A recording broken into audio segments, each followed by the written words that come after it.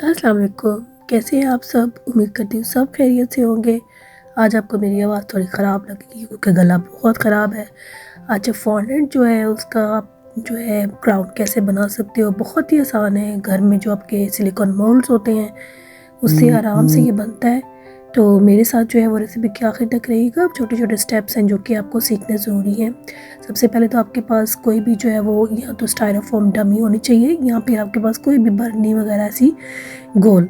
ठीक है, उसके आपने क्या करना है, आपने उसके ऊपर जो है बेकिंग पेपर जो है उसको आपने लपेट देना। बेकिंग पेपर का फ़ायदा ये होता है कि जो फॉन्डेंट है वो चिपकती नहीं है इसके साथ। जब खुश्क होगी तो ये चिपकेगी नहीं बिल्कुल भी इसके साथ। ठीक है, तो बेकिंग पेपर को जो आपने अच्छे से जो है वो उसके डमी के ऊपर लगा दिया। डमी जिसके पास नहीं है परेशान होने की ज़रूरत नहीं है, वो मैंने अभी पहले भी बताया है कि आप लोग कोई भी कंटेनर बर्नी कुछ भी इस्तेमाल कर सकते हो। मुझे जो है मेरा केक 7 इंच का था और मैंने उसके लिए जो है वो 5 इंच की जो है वो डमी यूज़ की है। ठीक है, उसके बाद अगली बार जो है वो आ गई फॉन्डेंट की। तो फॉन्डेंट को बिल्कुल थोड़ा सा जो है वो कलर किया है, बिल्कुल क्रीम कलर का हो गया है। और जिसके पास, मेरे पास जो है बेसिकली गम पेस्ट है। अच्छा, गम पेस्ट और फॉन्डेंट में फ़र्क ये होता है कि फॉन्डेंट जो है वो बिल्कुल नरम ही रहती है क्योंकि ज़्यादातर ये केक्स को कवर करने के लिए इस्तेमाल होती है। और जो गम पेस्ट होती है वो थोड़ी टाइम के बाद हवा लगने से जो है वो सख्त हो जाती है। तो उसका फ़ायदा ये होता है कि जब आपने कोई भी करेक्टर्स वगैरह बनाने हो, कोई भी आपने डेकोरेशन बनानी हो, तो आप गम पेस्ट को जो है इस्तेमाल करते हो। अगर आपके पास गम पेस्ट नहीं है, फॉन्डेंट है, तो बिल्कुल परेशान होने की ज़रूरत नहीं है। आपने क्या करना है, 50 ग्राम जो है आपके पास फॉन्डेंट है, उसके अंदर आपने 1/4 चम्मच जो है, आपने छोटा चम्मच चाय का चम्मच वो आपने जो है वो डाल देना उसमें टाइलोस पाउडर, जिसको CMC पाउडर कहते हैं। ठीक है, तो वो आपकी गम पेस्ट बन गई। अच्छा, आमतौर पर मैं क्या करती हूँ कि मैं जो है जब मुझे क्राउन बनाना हो तो मैं फॉन्डेंट जो है उसके छोटे छोटे बारीक जो है वो सॉसेजेस बनाती है, तो उससे बनाती हूँ। लेकिन इस दफ़ा मैंने फ़ैसला किया कि चलो एक नया ट्राई करते हैं। हम जो है सिलिकॉन मोल्ड से फॉन्डेंट बनाते हैं। सिलिकॉन मोल्ड तो मुझे उम्मीद है कि सबके पास होते ही होंगे, अगर नहीं है तो आप कुछ सिलिकॉन मोल्ड जो है वो ख़रीद लें, बहुत काम आते हैं। ठीक है, लेसेस के लिए, केक्स की लेसेस के लिए भी बहुत काम आते हैं। तो मेरे पास 3-4 थे जिनको में से मैंने डिसाइड किया कि मैं ये वाला सिलिकॉन मोल्ड जो है वो मेन यूज़ करूँगी। अच्छा, सबसे पहले अगर आप गौर से देखो तो डमी पे मैंने जो है वो नीचे एक बिल्कुल पट्टी सी जो है वो फॉन्डेंट की लगा दी है। वो उसको जो समझो कि उसकी बॉर्डर बन जाएगा। उसके ऊपर जितना भी डिज़ाइन है मैं वो सारा करूँगी। ठीक है, अच्छा, इसको जो है वो जब भी आप गम पेस्ट को जो है सिलिकॉन मोल्ड से निकालते हो तो आपने जो है मोल्ड को खींचना है, ना कि आपने जो है वो अपनी फॉन्डेंट को खींचना है। ठीक है, ये चीज़ ध्यान में रहे।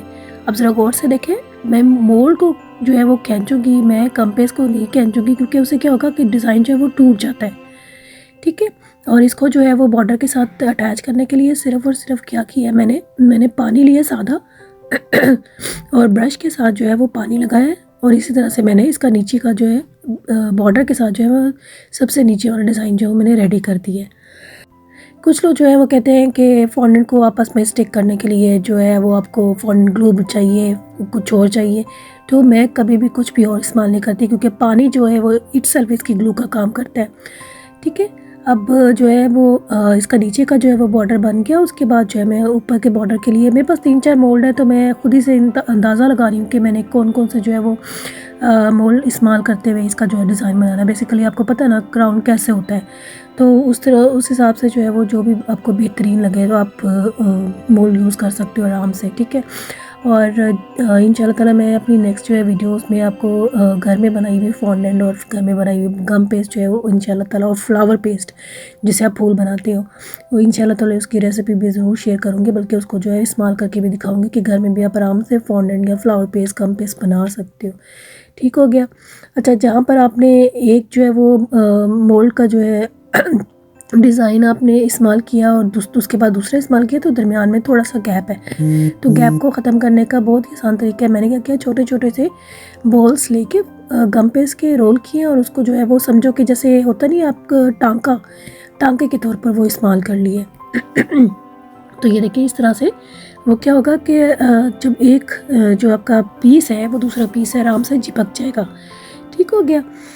और फॉन्डेंट जो है उसको क्रीम करने का फ़ायदा ये है कि जब मैंने इसको पेंट करना है, क्योंकि मैंने गोल्डन कलर का बनाना है, तो वो क्रीम कलर का होता है तो उस पर गोल्डन कलर बहुत आराम से जो है वो अप्लाई हो जाता है। अगर आप सफ़ेद रखोगे तो सफ़ेद जो है वो थोड़ा मुश्किल लगता है उस पर गोल्डन आना। देखिए कितना अच्छा सा घर के जो सिलिकॉन मोल्ड थे उससे जो है मैंने आराम से जो क्राउन तैयार कर लिया। अब इसको सूखने के लिए मैं रख दूँगी, तो ये कम से कम 2 से 3 दिन जो है लगते हैं सूखने में। अच्छा, और दूसरी चीज़ ये है कि कुछ लोग जो है वो इस्तेमाल करते हैं पेंट करने के लिए, स्पिरिट का इस्तेमाल करते हैं, अल्कोहल का इस्तेमाल करते हैं। मैंने कभी भी नहीं किया, क्योंकि यहाँ पर जो है बहुत स्ट्रिक्टली आपको जो है हलाल केक्स का जो है वो ख्याल रखना पड़ता है। इसलिए मैं जो किसी भी अच्छी क्वालिटी का आप लस्टर डस्ट लो और उसमें जो है थोड़ा सा नींबू, क्योंकि कोई भी स्ट्रेस जो है वो उससे क्या होगा कि थोड़ी देर में स्ट्रेस जो है वो उड़ जाता है और आपकी जो है वो लस्टर डस्ट जो होती है वो बिल्कुल ड्राई हो जाती है। ठीक है, मैंने इसमें जो है वो नींबू डाला है। और अब क्या करूँगी मैं, पहली कोटिंग जो है आराम से, क्योंकि ये मेरा क्राउन जो है वो सूख चुका है, इसको सूखने आपने पहले देना है। ठीक है, सूख गया तो आपने क्या करना है, इसके ऊपर जो है वो आराम से जो है अपना पेंट जो है उसको अप्लाई कर लेना है।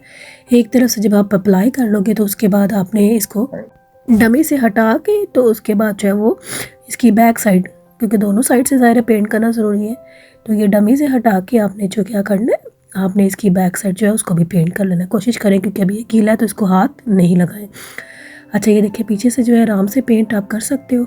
आराम से आपने पेंट किया और इसको तकरीबन मेरे हाल में 2-3 घंटे लगते हैं। नींबू जो है उस जब आप लस्टर में लगाते हो तो 2-3 घंटे में बिल्कुल आराम से सूख जाता है। जैसे ही ये सूख जाए, देखिए बिल्कुल ड्राई हो चुका है। अब इसके ऊपर जो है फिनिशिंग के लिए क्या करते हैं, इसको कहते हैं पफिंग।